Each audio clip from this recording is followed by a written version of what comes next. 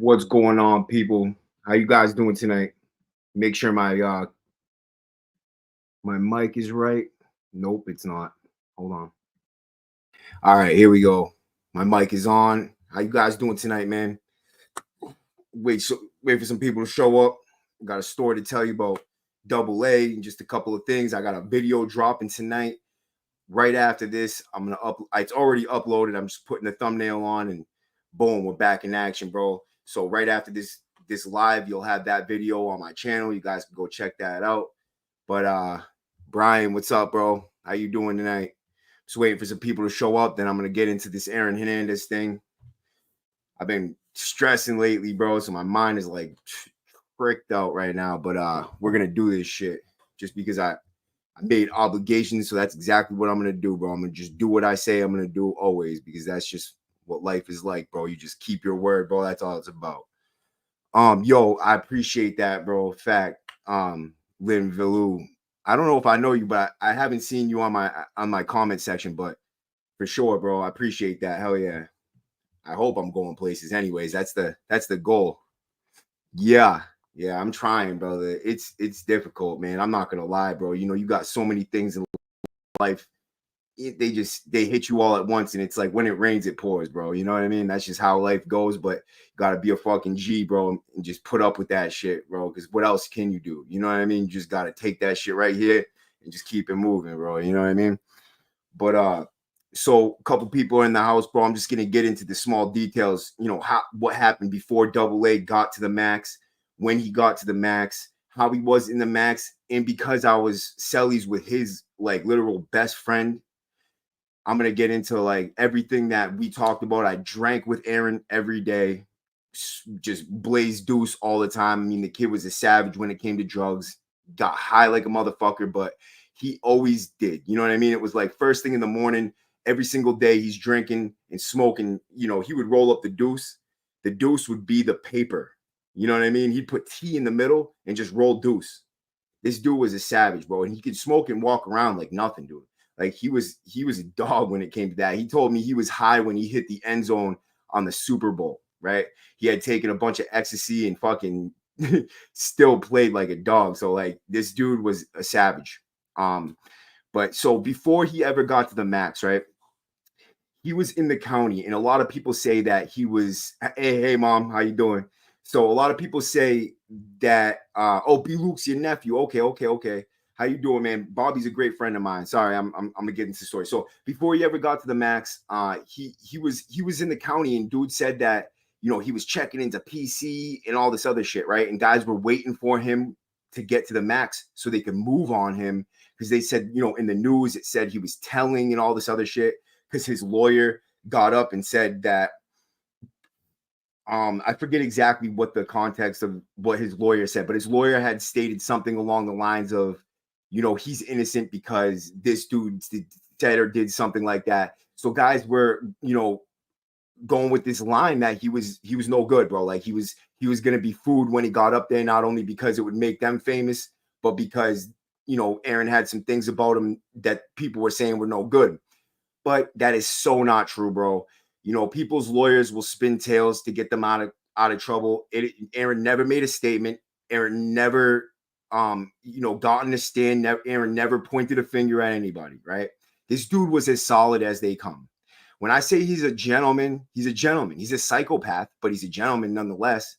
So in the county, when they're saying, he's in PCs, a high profile convict, right? So they put him in there involuntarily.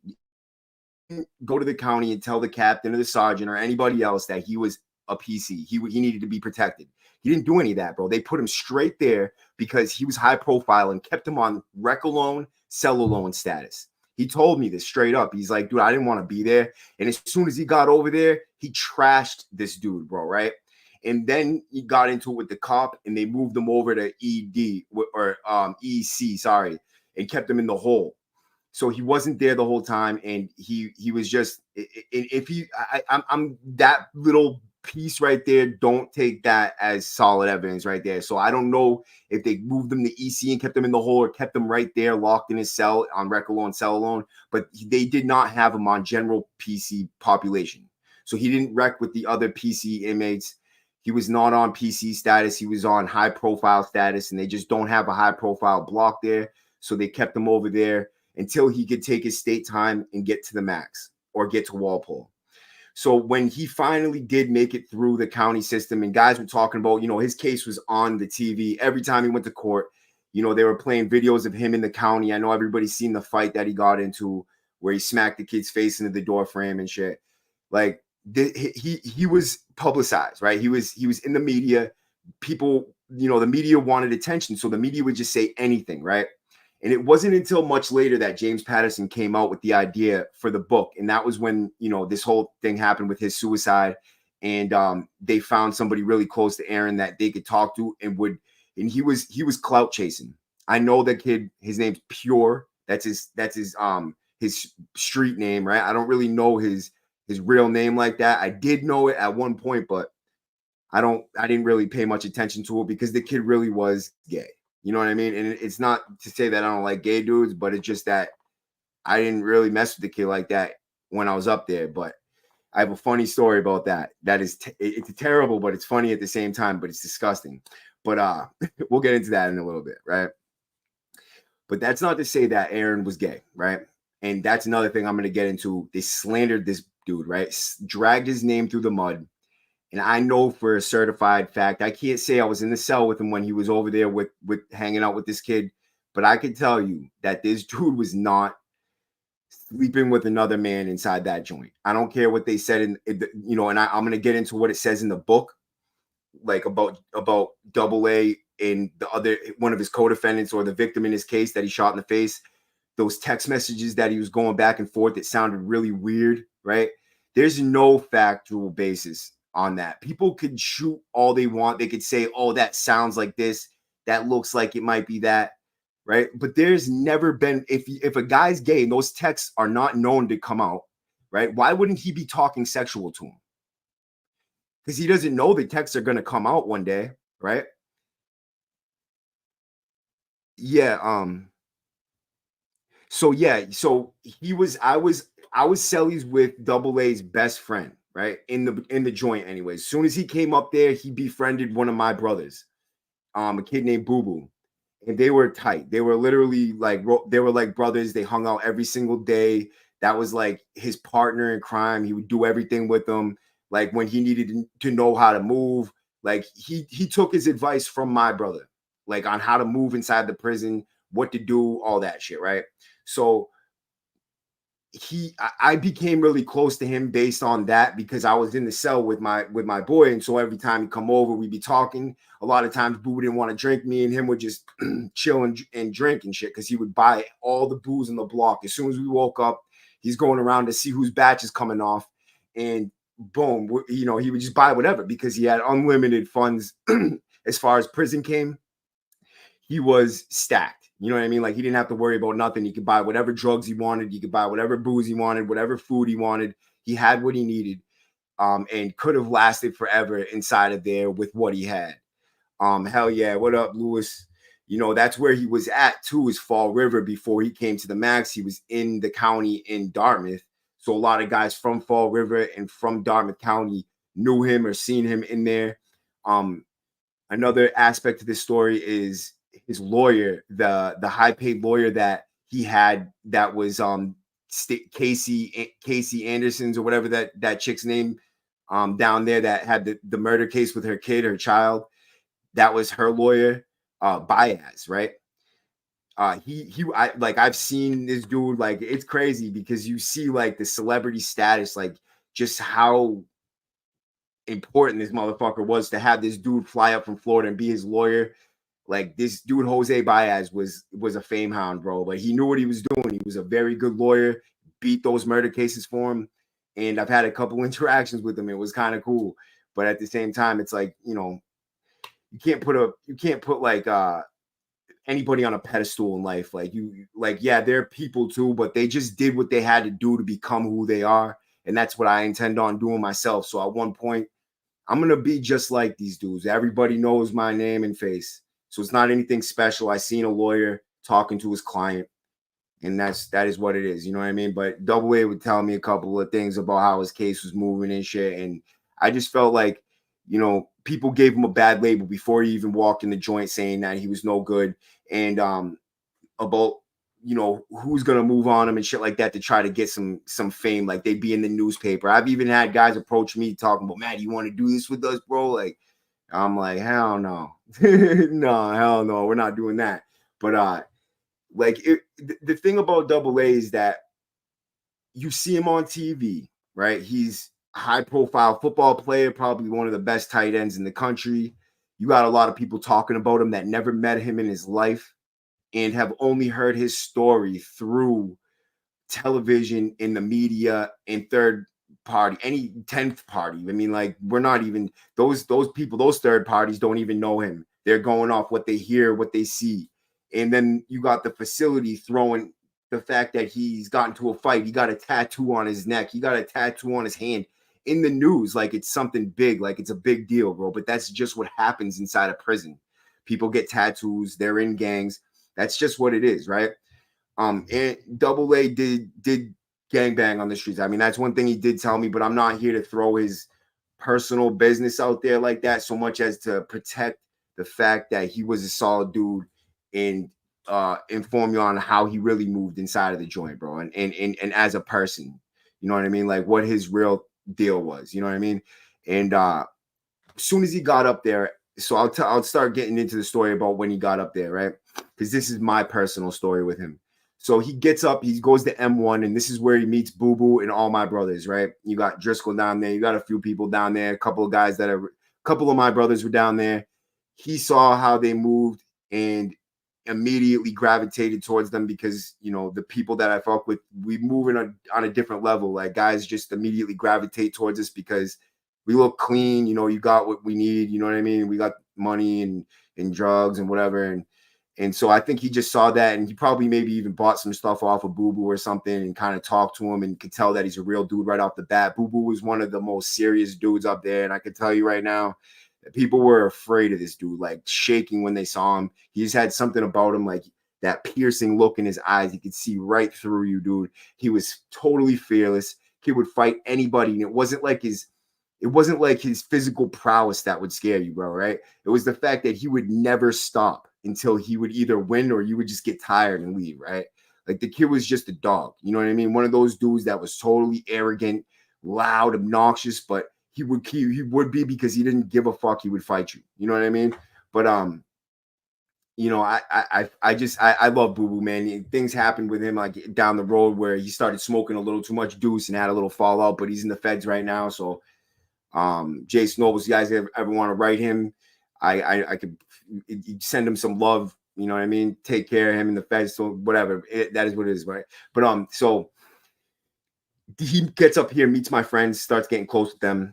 Boo Boo and him start hanging out. The first fight he got into when he got up there was him and Boo Boo jumped the property dude over. Boo Boo was bumping some music at nighttime.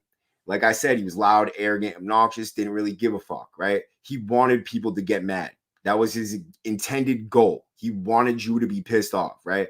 So he was bumping music at nighttime and he fucking went till like 1 o'clock in the morning, I think, real loud, dude, right? So the kid comes over in the morning time. He's like, yo, what the fuck? You bumping music? Boo Boo just cracked him, split his ear off, like knocked him out cold. Double A ran in the cell and booted the kid in the face. Boom. Now you got them both getting lugged. The newspapers, the fucking media, everything's covering this fight, right? But that was kind of what bonded them together, too. It was one of those things that bonded them together. What is that? What did you say? Hernandez white people nowadays? I don't know what you mean by that. He was hanging out with a white dude, you know what I mean? But it was one of my boys. He was a good dude, but he was a blood and he fucked with the Bloods. But he was in a certain set that most of his set was on the south side. So when he moved over, he went to N1, which is a blood block, and they had a lot of Bloods, Latin Kings, all that down there. But he was like, I think he might have been one of the only dudes from his set on that block at the time. And there was some friction with that because the set he was in, I guess a lot of people didn't really mess with it. You know what I mean? Like, but that's other people's business. So I'm not gonna put that out there, right?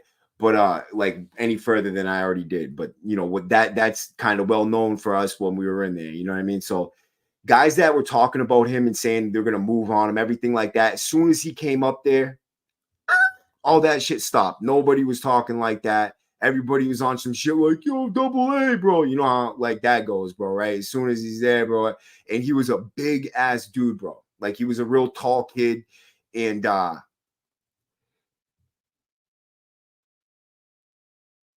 yeah, you know, Mass has race politics. We whites with whites, you know, gangs usually run things. So it's whites with white dudes that aren't in gangs, then Bloods, Crips, GDs, Latin Kings, Nietas, Vice Lords, and down the line. All the big gangs that you have across the nation, you have them in Massachusetts. So anything that you hear about in other prisons where it's race politics, as soon as you come in, if you're in a certain gang, you just go with your race, and it's like a collective thing. In Massachusetts, it's usually by gang, and it does cause disunification because everybody's clicked up and grouped up.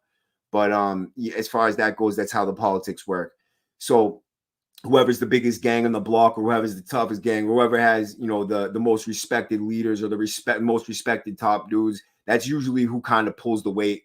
And most of the time it does, you know, the white dudes do pull a lot of weight in Massachusetts. So we have a very respected crowd. Whenever we're on the block, it only takes a few of us, but we kind of dictate politics as far as people follow our lead. It's not like we're dominating people, but they just see how we move and know that that's the right way to move and kind of take our lead, because most of the white dudes that are up there have been around for a long time, and simply because the black dudes have been separated and split up so long from gang politics that they don't have those like old timers that have been around and are known by everybody, because they get so caught up in their own little clique and their own little gang that they're only known within those circles. So, and don't get me wrong, there is those black dudes like Easy and a couple other like really well-known dudes that are very respected and do call shots, like hands down, they're very respected dudes. And so you got those dudes like, and Easy was there when he came up there. Easy's one of those dudes. He's just as big as Double A, just as tough as Double A, and would have fought Double A if it came down to it. He might even have stabbed whatever. But it's like, when you get into prison in Massachusetts, it's not the biggest fish in the sea. It's like you are just a big fish around other big fish. Nobody cares how big you are. Nobody cares how respected you are, other than the people who aren't as big and respected as you. So it goes down the line. Everybody who's more respected than you respect them and on up the ladder. So it's like mass politics can be a little weird to other people that come from out of state. They don't understand it right away and think it might not be as tough or hard as other states. And then they get hurt because they just don't know what they're doing and they misstep. And then they find out real quick that it's not like that. And you can't just move however you want, bro. And we're very different with our words and our movements and our slangs and our characteristics, that people might take it as not as soft or different. Like as far as like I see like Texas and California, they have these like put on demeanors, you know what I mean, where it's like you walk in there and like, ooh, that dude's really tough. We are tough inside and up here.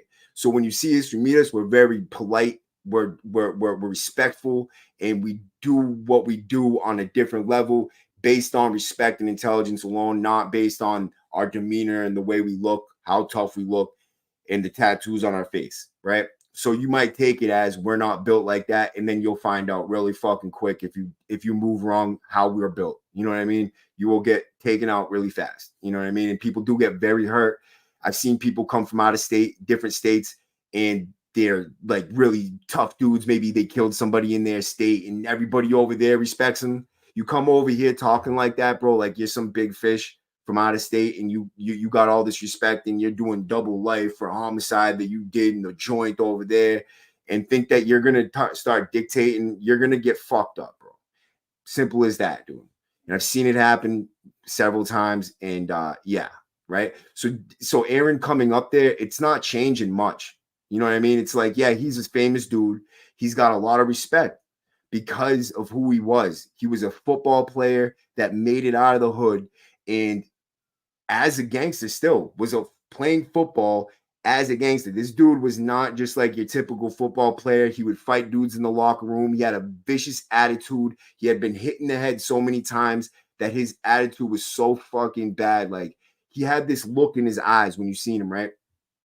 He would look straight through, like it was like almost like he was dead. It was like that psychopathic look, bro.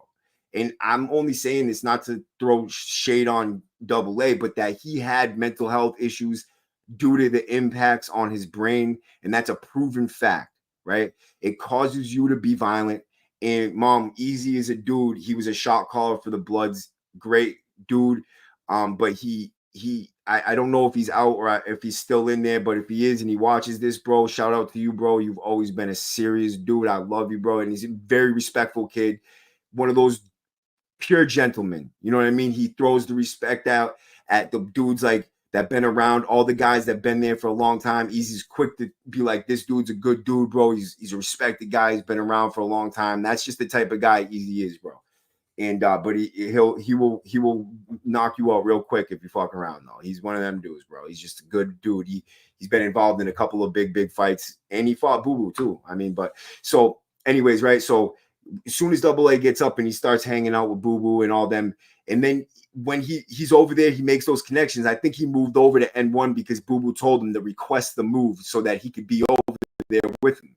And that's exactly what happened. I'm not saying he think I know that he did that. He came over there with Boo Boo because he wanted to be with Boo Boo, and Boo Boo told him, like, look, you come over with me, I'll look out for you, and we could say, you know, we do this together, kind of thing, right? And they did. He came over there with them. Boo Boo took care of him, looked out for him, sent him strips, Deuce, put him on with the connects. So Double A was very well taken care of right when he came up. Double A had his own money and his own everything. He didn't need anything from anybody else. He was very quiet, right? Every single day, Double A would go out to the yard. He would have his headphones on and he would go into the basketball court all the way on the right, which nobody used. And he would shoot the ball around the entire yard by himself. And that's what he did. He would go out to the yard, shoot the ball around by himself, right? Then when we went to the gym, the big gym, he would go in there and he would play ball with everybody else. And he was a savage, dude. He was so good at basketball. Like, this dude could have been an NBA basketball player, but because we have other dudes that are really good too, there's a lot of talented basketball players up there. I'm not lying, man. You get on that basketball court and you don't know how to play, you're going to look like a fool. So I've done it, but I'm not afraid of looking like a fool. I just like playing ball, but I wasn't in that league right there. I was a handball player. I like playing handball, and I would play ball with all the white guys. Usually it was all the black dudes and Spanish dudes. There's very little white guys that played on that basketball court. White dudes always played together. That's one thing we did a lot, is we always played sports together. We always played ball together. We did our own thing, and that's just how it was. But Big Kuba, what's up, brother? Yeah, man, I'm glad you did, bro. We're just having a good time, man. I'm telling stories about Double A, just letting people know how his life was, how he was living in the max, to try to debunk some of these myths that people have about him, and just let people know, like, this is what really happened inside there. This is how it really was. So he gets into the max, and when I was down in M1 with him, he had got handball is the shit, bro. I love handball. It's one of the best hand-eye coordination, and also you have to reach, like, you're going fast back forth. You can't miss that ball is moving 90 miles an hour. So yeah, your handball is one of them best games in prison, and I love it. Yeah, I would play right now if you want to play. I challenge you. But yeah, so he when I was down in M1 with him, right, he had got lugged for some deuce, and in fact, I'll take you up on that someday. But he had got lugged for some deuce, and he was down in M1. I got lugged out of P2 for a fight with a Latin King, so they kept me down in M1 to make sure that everything was all right with the gang shit, even though all those dudes, you know, we were all on the same page when that happened, right? Like, I didn't just go out and fight a Latin King for no reason. It was like we came together. I talked to them. They sent their boy out to the rec deck, and I just crushed him. And, you know, he deserved it. I'm not going to lie. So he gets down to M1. I'm down there with him. And because he was friends with Boo Boo, and that Boo Boo was my boy. I asked him, I'm like, yo, what's up? When I got down there, I had some deuce. I gave him some deuce. I gave him the lighter. He smoked it. And then, you know, he kept on coming back because I looked out for him, and I don't think he had the connect down there on that block. So I don't think he had much. He had just got out of the hole. But soon after, he got what he needed because he didn't need it anymore. He didn't come asking. But we went out into the basketball court to play ball. And we played 3 games at 3-on-3, right? And I beat him on the 3rd game. And on the 3rd game, I was playing him on man-to-man. It was a 3-on-3, but I was playing him man-to-man. And he was tough, bro. Like, I got elbowed in the face. Like, he was a tough dude to play with, bro, right? But he was a competitive ass dude, bro. Like, this dude was super competitive and would not take slights, like in the littlest way, right? So I'm playing ball with him, and after I won the game, I scored the winning point. So I grabbed the ball and I slammed it on the ground, and I just beat Double A. He was so tight. So I didn't even know what I was doing. I just did it because I was just like, you know, impulsive thing. Like, yes, I was just trying to beat him so I could say I beat Aaron Hernandez in a basketball game, right? And I did it. I pulled it off and fucking slammed the ball on the ground. I'm like, I just beat Aaron Hernandez. He walked. He was just like, I know he wanted to say something, bro, so bad. He walked off the rec deck and shit. But I was happy about it. But unfortunately, what happened. And it's terrible. It's terrible. And I'll tell you what happened when that happened. What happened at the prison too? It was crazy, right? So like I never seen anybody. They didn't care about nobody else. You could kill yourself, and they would not give a flying fuck. But when after he killed himself, woo, I'm on, man. But anyways, right? So yeah, I beat him at basketball, bro. We end up going to our blocks, right? He ends up going back down to N1. There's this dude down there named Tank. One of the tough, he's like legitimately one of the toughest dudes in the camp, like for black dudes, right? Probably unbeaten when it comes to fighting. I don't think I ever heard about him taking another loss. Him and Double A get into this fight, right? But when I tell you that is probably one of the most infamous fights in there, dude, and it was one of these like knock down, drag out fights, bro. Double A was using like mixed martial arts on this kid, like dragging him around the block, beating his head in, bro. Like it was crazy. I mean, Tank was putting up a crazy fight, dude. This dude was getting it in, but dude, he just didn't have it for Double A. I mean, this kid was Double A had reached like an inhuman reach, and Tank was one of those like short, stocky, solid dudes, but he gave it his all, bro. He did not give up all the way to the end. But when he was fighting, Double A's out on the tier and everybody's locked in, and be like I said, Double A was the only dude in his set on that block for the Bloods. So all these other Blood members are locked in, and that's their boy out there fighting Double A. And Double's like, I got your mans out here, and I'm beating him up, like all this crazy shit, talking mad shit to these other dudes, bro, right? Double A is one of them fearless dudes too, bro. Like he has no fear inside of him. And I think it has something to do with whatever those brain injuries were because of the way he was and the way he talked and like his demeanor. You could just see it in him. He had like this, it was just crazy. It was weird. It was like, he was a serial killer, bro. Like you could just tell, bro, like he had been through some shit. But he was the nicest dude ever, bro. And I still think I have it. Mom, if you could put it in the chat, B Luke, what up, brother? If you could put it in the chat, Ma, if the ticket that I have an extortion ticket where I was extorting this kid on the unit, and I got lugged for it. Me and my brother. That's what got me and my brother separated off the unit. I'll tell that story on a different video, but he signed the ticket to see if we could make money on it because they had like people selling his ID. Like I think this girl had stolen his ID, or one of these cops stole his prison ID and was selling it and making like 10 grand off it or something. So he's like, oh, I'll sign that extortion ticket. And he's like, we'll split the money. So I'm like, all right. And so he signed the extortion ticket. I sent it home to my mom. I don't know if she still has it. I hope she does. Maybe we could make some money, Ma. But especially now after he's gone, like I might just keep it anyways because he was actually a decent friend of mine. But so anyways, right? So he goes to, after he gets into that fight with Tank, right? They move him to G2. And when he goes over to G2, this is where they're saying all these things happened, right? All those infamous stories about him hanging out with Pure in the cell and the deal that he made for his watch All that stuff happens in G2.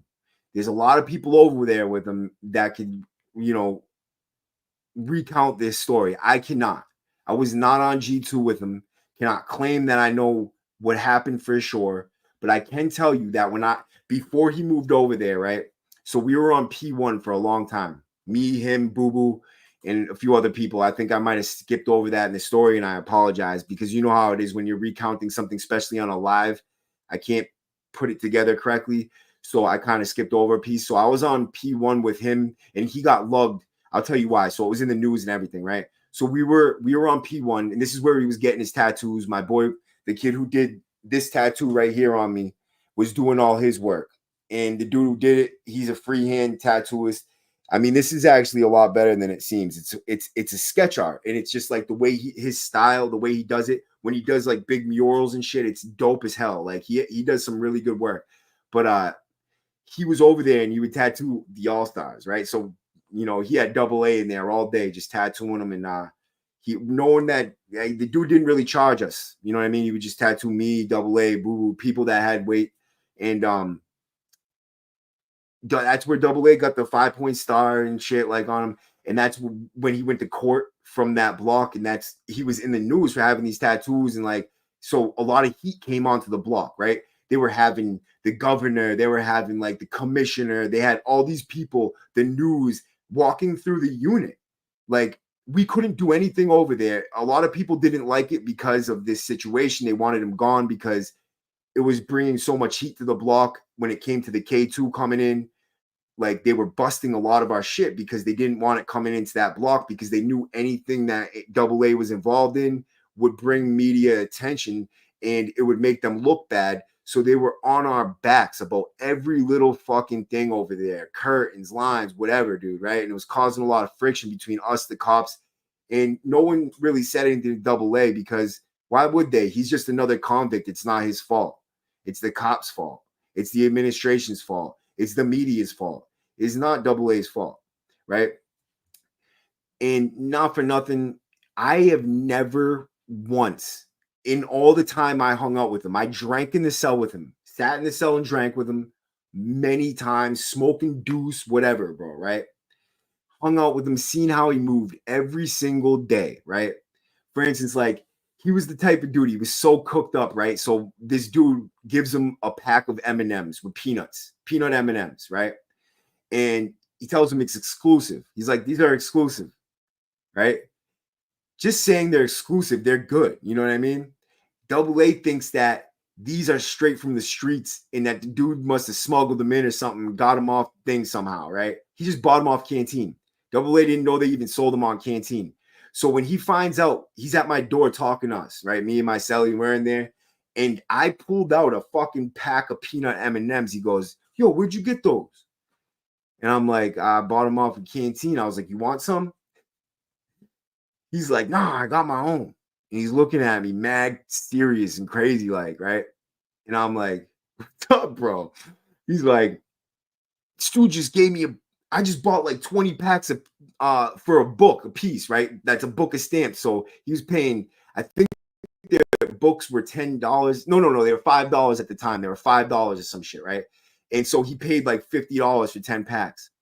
So that was normal. I mean, like, you pay a book of stamps for a pack of peanut and M&Ms from the store. Like, people buy things from Canteen and sell it on the block because you don't want to wait till Tuesday, or maybe you don't have Canteen, whatever it is, right? So double A buys all these peanuts for 20 books of stamps, and fucking when he finds out that you sell them on the Canteen, he goes up to Mateo and he says, give me my fucking money back, brother. And he's like, for what? He's like, what are you talking about? And he's like, you fucking lied to me. He's like, you told me these were exclusive, right? He was so mad. He was about to beat Mateo up over fucking peanut M&Ms because he thought they were exclusive from the streets, bro, right? Like, it was just, he was like so cooked in that type of way that he took everything very literally, very seriously, and like, no type of slight was happening with this dude. Like, even if he thought it was, he would just fucking do it. It was just funny, dude. It was just funny how he was. I thought it was hilarious. I mean, Mateo didn't think it was too funny, but whatever, bro, right? So he was over there the whole time I was with him, right? This is what I'm getting at, right? The whole time I was over there with him, right? He never once made any type of move towards me or anybody else, bro, right? Never insinuated anything gay at all. He had girls writing him up the ass, would throw us mail, bro, right? I got so many different girls from him. He would give me stacks of mail like this, bro, and have like in his cell was boxes and boxes of fucking letters, dude, right? Boxes and boxes of mail from girls all over the world that just wanted him to say hello to him. Like he could not have wrote them all back if he wanted. So he just give us all these girls and say that we were his friend, right? And he'd be like, just tell him you're my friend, right? And so we would be writing these girls back like, yo, I'm Double A's friend. They'd be writing us like, oh, so what's he like? What's he doing over there? It's like, man, I'm writing you, man. Like they were so into this dude, bro. Right? He was one of them dudes. He's like, he was a certified celebrity, bro. He was a professional football player. So, like, yeah, he had fan mail coming in by the buttload, bro, right? Got us all a lot of girls, but like he did not be able to write them all back because what happened was is he was writing some of these girls back, right? They took his letters and his information that he shared with them on the strength that he had built some relationship with them and then gave them to the media, bro, which was fucked up. That's actually, matter of fact, let me retrace because that's where the ID I think came from. Is he sent his ID to one of these girls and then she took that and gave it to the news, right? They were paying for these stories. They were paying people who were getting letters from Double A, these girls, to write him and then get information from him so that they could share it with the news.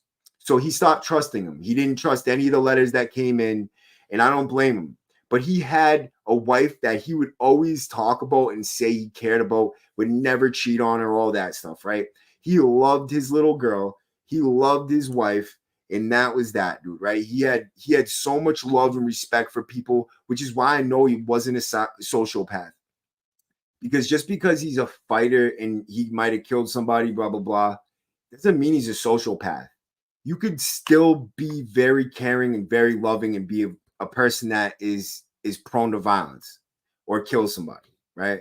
This dude was a seriously compassionate dude. When it came to his family, especially, he would give them anything that they wanted from him, money-wise, like anything he could do. He would be on the block. He would buy like all these little cards and anything that people were making for their girls and shit. He would buy them and send them home to his family.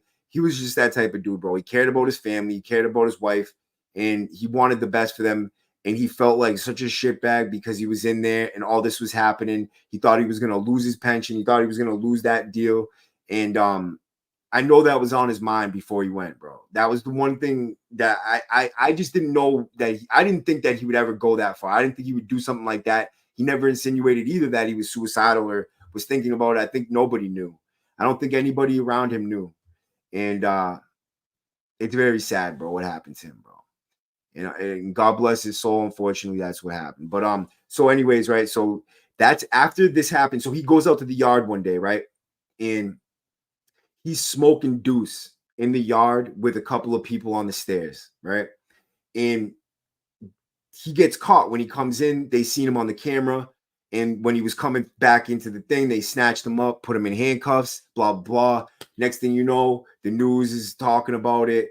And everybody on the block's kind of happy that he left because it was just making everything so damn hot. Because normally you could smoke in the yard. Normally you could do certain things in the yard without them catching you if you were just, if you were discreet about it. But because it was him, boom, they had him on smash, bro. So as soon as they seen that, he was smoking in the yard, they took him and the three people that he was with and dragged him right to the hole, put him in the hole. And then he went to G2, which is where he met Pure.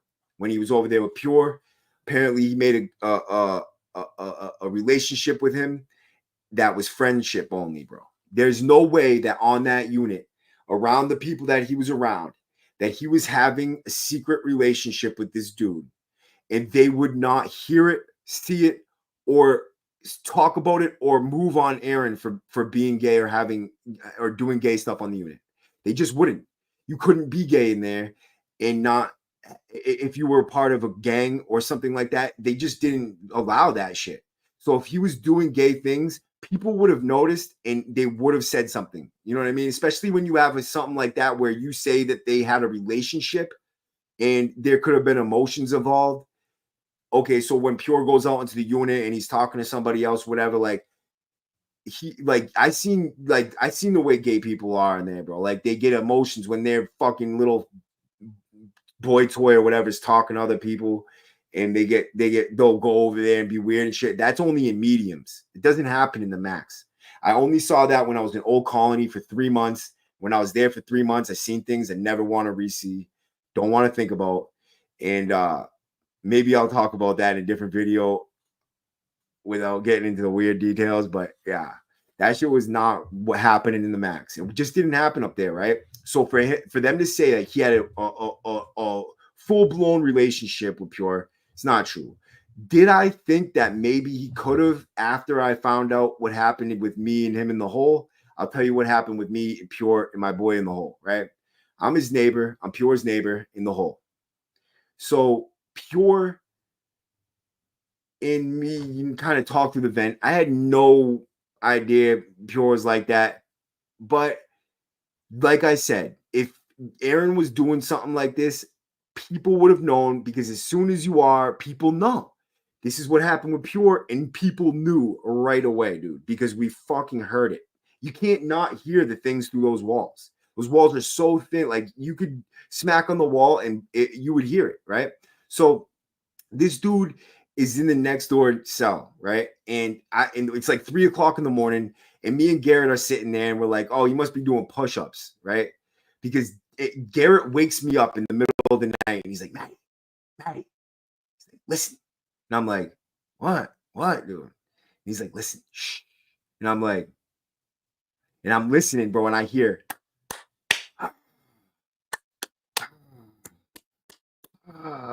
I'm like, what is that, dude? Right? And so me and Garrett are sitting there fucking dead silent for like 10 minutes going, it's gotta be push-ups. We're waiting for the stop, like for them to stop and like, in between sets and be like, you know what I mean? Like here's something like, but it wasn't, bro. That was full-blown sex in that cell. And there's nothing else it could have been. And I'm like, no, he is gay, bro. And this is when James Patterson had already signed the book deal with him, right? So now I want to like, so that is what it is, bro, right? So if that makes you think something about Double A, maybe, but I think more like this. Pure was gay, Pure was clout chasing, and Pure made up something in order to appease the media to get a book deal for $10,000. Period. He got a $10,000 book deal from Patterson to tell him these things. When I read the book, I was totally like, hell no, that couldn't have been. People would have known right away. They would have heard it. They would have seen something. Somebody would have known, right? So the things that were in Patterson's book about how the prison was were off. So he was very literal about things. Like he went into detail about how the gangs controlled the phones in G2. That's totally not true. The gangs do not control the phones, right? They started to after the prison flip-flopped, right? Then the gangs started saying, that's our phone, that's our phone. And that's how it was in Walpole. There was a white phone, a black phone, Spanish phone, blood phone, Lanky, whatever it was. That's not how it was in the max. If you saved the phone, there was a white phone and there was like other, but there was like, it wasn't like that, bro. It wasn't the way he explained it in his book, right? Then he was saying that they had this like long drawn out relationship, him and Pure.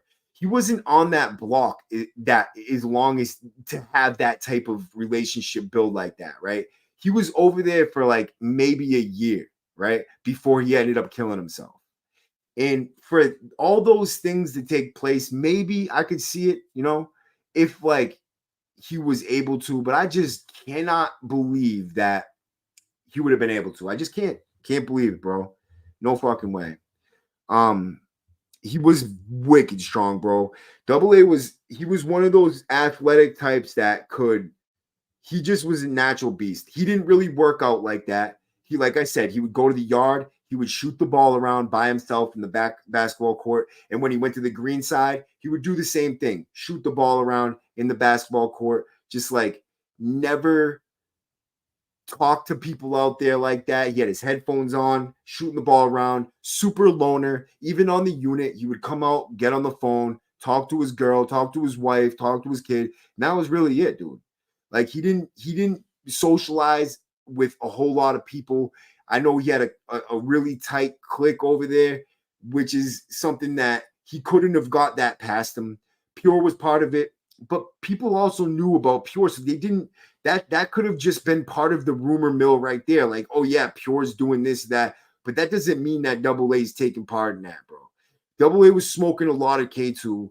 He was really fucked up on drugs. He started smoking more K2 than I could ever explain to you, bro. Like this dude could smoke like a savage, and that stuff's so strong, bro. If I smoked one full stamp, I'd be twitching on the floor. This dude would smoke a whole page in a day, dude. Like it was crazy, bro. He was going in on that shit. And he would wake up, he would take like 40 nizzies, like fucking drink like a fish, bro. Like, dude was drowning out his pain. And I don't blame him, bro. He had what was called the like that throne syndrome, like where you go from a real high position and then crash and your whole life's gone, right? Yeah, he minded his business. He was a super solid dude, brother. He was just one of them real like gentlemanly types, very quiet, very respectful, always on point, didn't take no shorts. He was just a good dude, bro. Overall, just a good dude, bro. And it's just a real sad that people would get up just to chase Clout and slander him through the mud, even on like even out here, like people throwing him through the mud. Like I think his own brother should be ashamed for putting his brother out there like that. Like even if it was true, right? What right do you have to go on there? Maybe your brother wouldn't have wanted you to talk about him like that. Maybe he wouldn't have wanted you to do that. And in his memory, you're going to change his whole. What if the world changes and people stop respecting that so much as they do now? So then you just slandered your brother's name through the mud, and now years and years down the line, his legacy and every single thing that this dude did in his life is going to be painted with a bad brush, bro. Like it's sad, bro. It really is, bro. It is, man. People should always fact. That's number one in any book right there. Family, every family should have their families back before anybody else's. But apparently that's just not how the whole world thinks. When it comes to media and it comes to fame, people will do anything, and I've just seen it, and it sucks, bro. Because all the like, yeah, it just sucks, bro. I wish I had the memory of fucking. I wish I had that type of memory where I could remember every little piece and put it. But I could just tell you because I know that the dude was a solid motherfucker. But you'll have to watch this whole video if you want to see it. But so I seen other videos where they're talking about how he grew up and like his father and all that trauma and shit like that he went through. His father died from a surgery that he had. This affected him, bro. He used to talk about his father in such a way like that he didn't like, I don't know, man. I don't think he ever really got over it, to tell you the truth. Like he stuffed it down, but you know, the way he said, like, you know, my father, he's like, he died from the surgery. I don't want to talk about it type of shit. Like it just sounded like he still held on to that, bro. And that's probably one of those first things in life that kind of affects you, where your idol and the person that you look up to goes and you're just out in the streets doing whatever, bro. But all those little things shape you throughout your life, bro. And for whatever reason, bro, Double A had a lot of adversity, even growing up, and he made it out of there, bro. He was a talented football player, talented athlete. Even in prison, he was very talented with sports and shit like that. But I just when he killed himself, right? I was in STP, and nobody could have seen this coming, right? Nobody, because he had just went to court. He won his case. I know he was crying in court. It seemed like they might have been tears of relief or happiness to me. I was thinking, man, he's really happy that he won this. And I could see the stress all over his face because when I was up there, he was in the hole. And that's where I seen Jose Baez and him meeting in the lawyer's room. And I would see them in there talking. Jose Baez came up all the time to see him, probably once or twice a week. And every time when I walked past to go to rec, he would be in there talking to his lawyer. And I could see it, man. It was like, you know, though he had some serious stress, bro. He was, I could tell there was something very wrong. And obviously that goes beyond the fact that he was doing a double life sentence, or he could have been doing he was doing a life sentence and facing another one.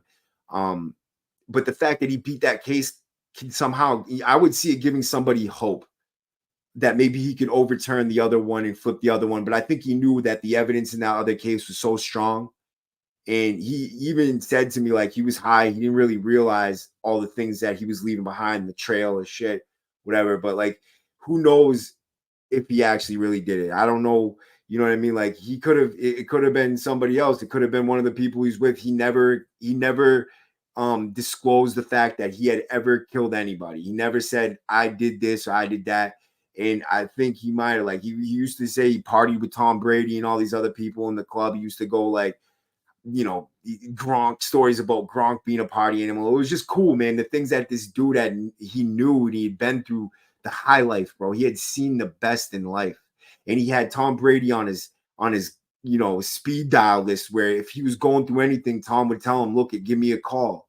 Because, like, if you need anything or if you're going through anything, bro, let me know. Tom was a team player. He wanted to see his team do good. And Double A was close to these dudes, bro, like really close, because he had a very bad attitude problem, and he even showed it inside. Like, you could see, like, he was a ticking time bomb. Anything, little thing that happened set him off. He would be really mad real quick. Like, but in the locker room, he was very aggressive, and I know he was getting high the whole time he was playing football, and it just set a bad precedence, bro. Greenway property, yeah, he did. He came from Bristol, Connecticut. There's parts of Bristol, Connecticut. I moved to Bristol, Connecticut myself as soon as I got out of this bid. And Bristol, Connecticut, like the week I got out, there was an ambush on the cops. These two brothers called the cops, and when the cops showed up, it was a trick. They hopped out on them with AR-15s and lit them up. It's a city that has its sides. You know what I mean? It has its neighborhoods, and then it has its good neighborhoods. But he definitely was a street dude, bro. He grew up in hustling with guns around bad folks, and that's what he learned as a young kid. Especially after his father died, he didn't have that idol anymore, or the person. Like, his father was very connected to the local football community, and after that happened, that's why he went to Florida. I think because that connection to the I forget the name of the football team that he was going to go to in Connecticut. It was a well-known school, but it was smaller. It wasn't like Florida Gators. Like, Florida Gators is top of the line. Like, that's what you want to shoot for. If you're in university, you want to play football, you're going to Florida Gators, bro. You're going to do that over the Connecticut school any day, because that's where you're going to get your fame. That's where you're going to get things. But they cared about him in that neighborhood, and his father was kind of influencing him to go that route. So when that didn't happen, it wasn't UConn. It wasn't UConn. It was a different school. Man, I it's on the tip of my tongue. If anybody knows it, throw in the chat, please, so I could stop thinking about it. It's going to drive me crazy. But when that connection with his father in that school kind of died out after that surgery happened and his father passed away, randomly, unexpectedly, it was, he looked like he was doing good. He had got a surgery. I think it was like his appendix or something got removed. And after the surgery, he went septic. And at a snap of a finger, he just died. He passed away. And it left his whole family in shock. I don't think his mother and him were getting along very well. So I think the fact that his family was already shaky, him and his mom's relationship was already bad, he took off and he was in the streets, and that's just where he grew up, and that's how he grew up. But it would have definitely. I mean, UConn's a nice school. Doesn't have that what is it, 1A or whatever football, but it's a nice school. I mean, my brother went to UConn. My whole family, all my girl cousins played for the basketball team, the girls basketball team in UConn. So yeah, it's a great school. UConn's one of the best schools for women's basketball, or they won March Madness for men's too a couple years ago. They were doing really great. Anyways, the fact that he went down to Florida, it changed his life, bro. When he went down to Florida is really what kind of set him on the wrong path, because Kyle Kennedy, that's his name. Kyle Kennedy, Pure is his name, right? That's the kid that I said was having sex in the room next door to me, the one that got the $10,000 Yeah, 1A, right? So that is what it is called, right? It's not 1A. UConn? Oh, for women's basketball. Yeah, yeah, yeah. Yeah. So but yeah, dude, pure I think that's what kind of took the light from, that's what kind of painted it in that light, is because people knew that Pure was a little fuckboy, right?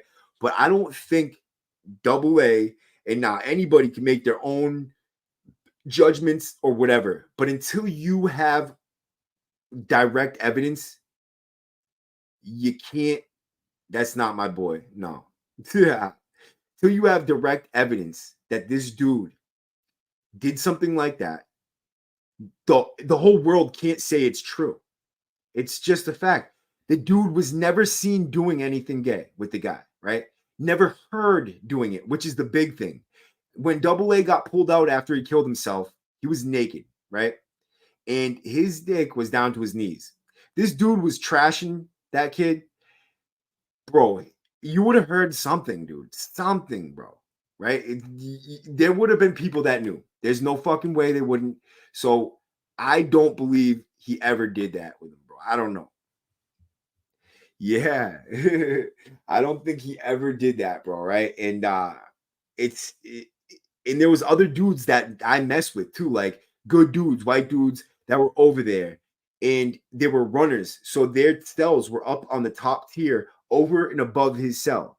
And they were saying that this happened with just the curtain up and the door open. No way. Pure wasn't his cellmate. Pure couldn't have been in there with the door closed. So the curtain's up and they're doing gay stuff. When everybody's out for rec. Think about that. No way. I don't believe it. You couldn't pay me to believe it, bro. Not unless I seen it with my own two eyes would I believe that.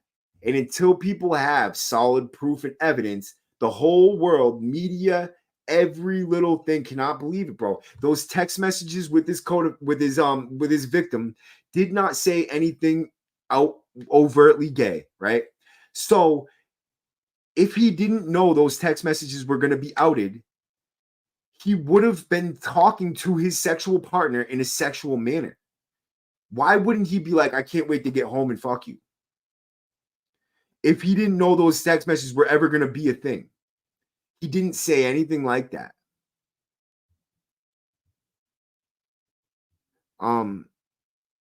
Yeah, I mean, I don't know. I didn't think UConn was 1A, but it could be. Or it's not 1A. I don't know what the heck it's 1A, or it's not 1A. It's something else. Yeah, I mean, like I said, bro, everybody can make their own opinion, base their own opinion, but I'd rather base my opinions on factual evidence than hearsay, or hearsay upon hearsay upon hearsay upon hearsay. There's no proof. No fucking proof. Never once was there any proof. He had girls over his second apartment, like the little sneaky one. Why wouldn't he be bringing dudes over? He brought girls there. Come on, man. Division One. See, my mom knows. Division One. It's not 1A. It's Division One, and UConn's not Division One. It's not. Yup. Fact, Cuba. Fact, bro. Old saying to live by is believe half of what you see, none of what you hear. News stories just love the drama, even if it's all cap. That's a fucking fact. And people have known that for the longest time. And it still boggles my mind to know that if people get they still jump on this shit. And I know there's things that I'm forgetting to talk about that I said I was gonna. Oh, what happened after he killed himself, right? So I'm up in the STP and the news breaks. The prison gets locked down out of nowhere the night before, and then the news comes out. Double A killed himself on the overnight shift, and the cop missed it. So in the morning time, when they said that he was dead, now this is another myth that couldn't have been. They said the cops killed him. It was a conspiracy. The cops cannot go in your cell at night without being seen on camera. There's nobody covering that evidence up there like that, I don't think. Not for something like that. Maybe very doubtful that anybody but Double A hung himself. Double A hung himself. he got really high on K2, wrote some weird stuff on the wall, got butt naked, and wrapped his neck around a string. Tied his feet up, all that. He really did it himself. And it doesn't take much to kill yourself on a hanging. You put the rope around your neck, and you're not even gonna realize, even if it's not choking your airway, as soon as the blood circulation gets cut off, you're not gonna realize you're gonna go out. It's just gonna go black. I know this because I've done it, unfortunately. But when you hang yourself is the easiest way to kill yourself. It hurts at first because you get that little panic, and it might be, but if you're at that point, you're going to go out right before you think you're going to take it off. You're going to go out. It's going to go black before you even know. Oh, it is Division 1. Wow. I didn't know that. So I'm wrong. Correct me. Thank you. I didn't know that. I didn't know Division 1 UConn was Division 1 football because they're just not out there like that. They don't have a great football team. I don't know.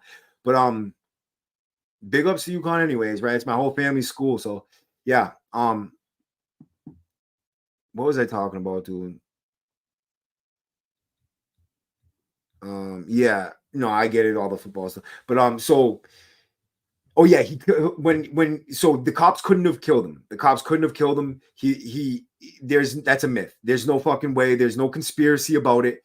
Double A got on the phone that night, told his girl he loved her, like said some things that hinted towards me, like that she wouldn't have known at the time was that, but it after he did it, it was clear he wanted to die, bro, and he did. So he killed himself on his own will. No conspiracy about it.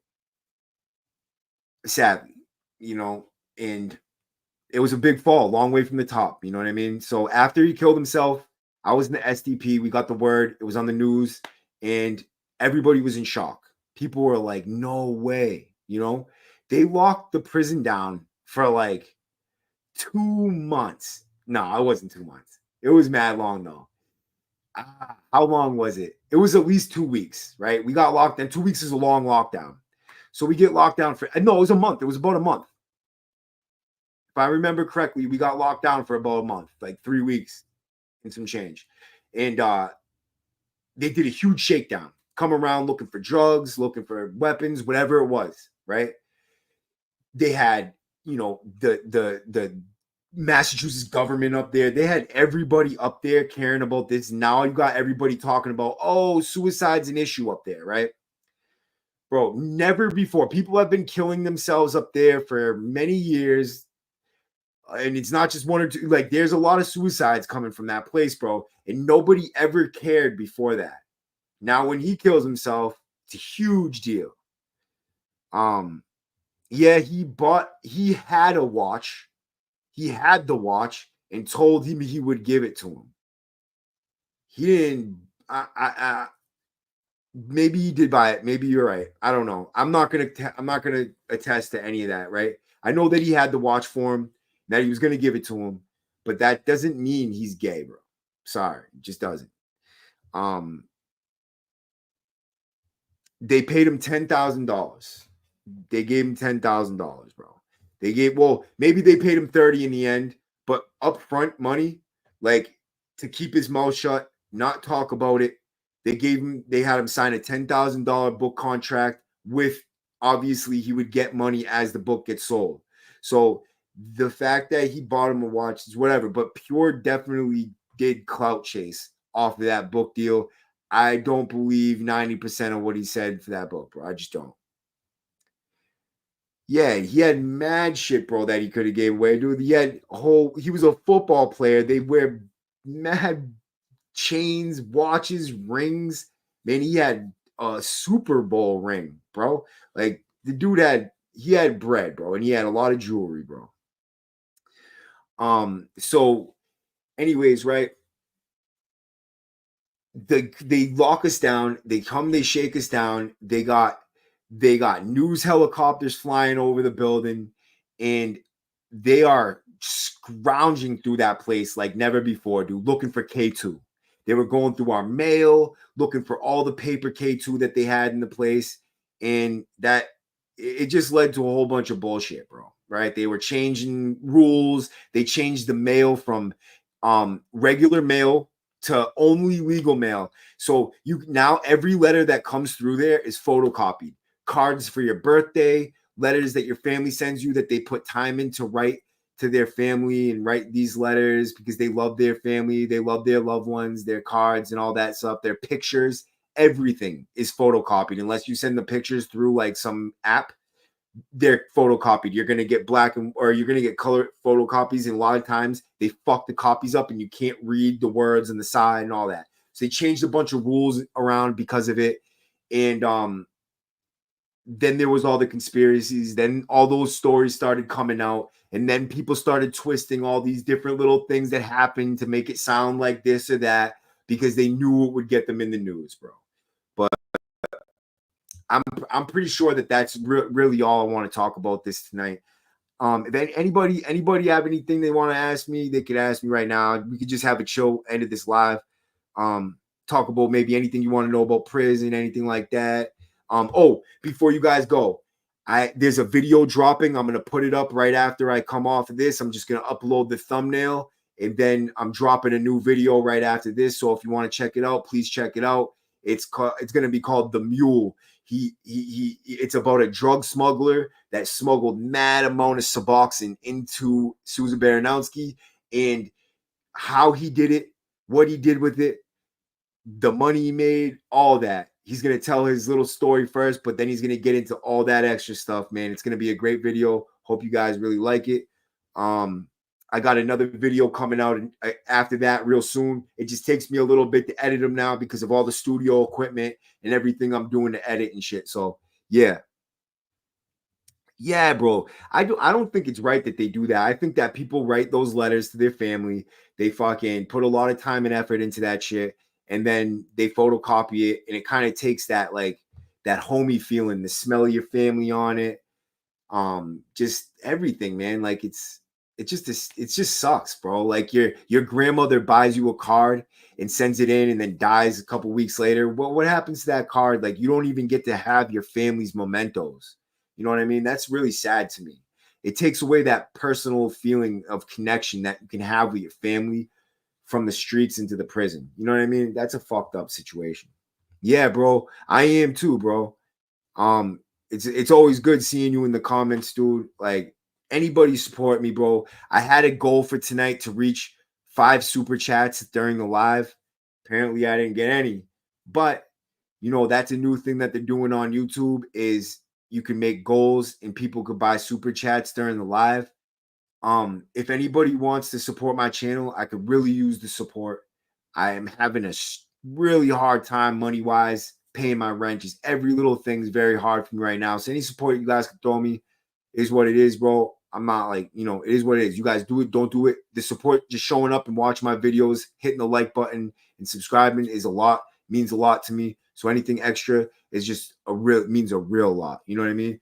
But yeah, so they have those new goals, but that is what it is. You don't have to come in here with any expectations to anything. A super chat is where you hit the little money sign underneath the thing where the chat is, and it'll say you could buy a super chat or a thanks, and then you can buy them for certain different prices, and then it'll put it right here in the chat. If you want to send a message that you want me to highlight, you could put it right in that super chat, and then I'll highlight it for you. If you're promoting something, oh shit, Big Cuba with the first super chat. Fact, brother.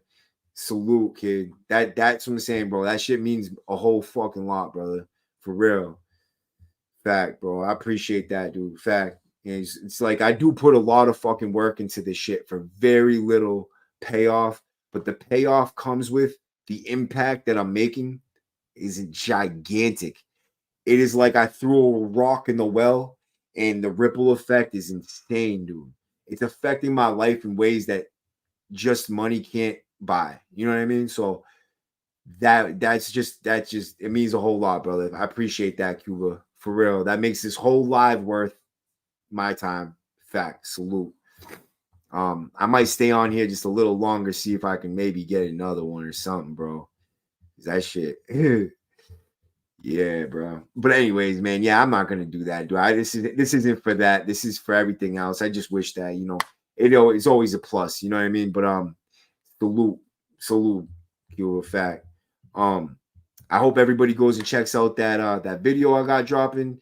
I don't know if I'm gonna make it a premiere, but it's a little late, I think. I just want to say to anybody watching that I I like I care about you guys, bro. I hope everybody fucking knows that. You know what I mean? Really. Like, I know there's a lot of people going through some shit, struggling. Pain is real, bro. It's a real thing, especially mental health. Like, I go through some real bad mental health things, dude. And sometimes I feel so fucking depressed. I don't even feel like getting out of bed, but I force myself to because at the end of the day, I respect myself a whole lot more after I get out of the gym, after I go to the studio, and I force myself to put in the work that I need to put in order to change my life for the better. I got that job with UPS. Fact. But I hit that gym every single morning, bro. You know what I'm saying? I don't know. I don't do biceps a lot, as you can see. But I am getting big though, right? I don't know, a little bit. I got a bleach stain on my shirt. Anyways, right? So yeah, bro. I hope everybody's doing good, man. I wish that we could get some, we gotta support each other. We're like a community. We see the same people in the chat all the time. Yeah, God is a big part of my life. Church on Sunday, even if I don't make it into church, I'm watching it on my YouTube. I go to the live churches, watch the church, because you'll get a whole lot from people that they live right. A priest, a preacher, a pastor, they live right. They live righteously. They live by God. I mean, that's not to talk about the Catholic Church. They painted the church in a bad light, but they live righteously. Their whole life is based on the Bible and how they live by it and shit. And so, like, listening to them, you get a lot out of those words, bro. I do anyways, and I think it means a lot. But I hope everybody else can find their peace and find their happiness and um, you know, help each other when they're going through some struggles. You know what I mean? Reach out, do something good, do the next right thing for the next right person, bro. That's all I could say, man. I appreciate everybody who showed up tonight. I'm gonna end this live, man. And Cuba, salute, brother. That shit's everything right there. That made this whole night worth it, brother. And it's worth it. Without that, it's still worth it just to come on here and show everybody that I care about them a whole fucking lot. A whole lot. But I appreciate it, everybody. Good night.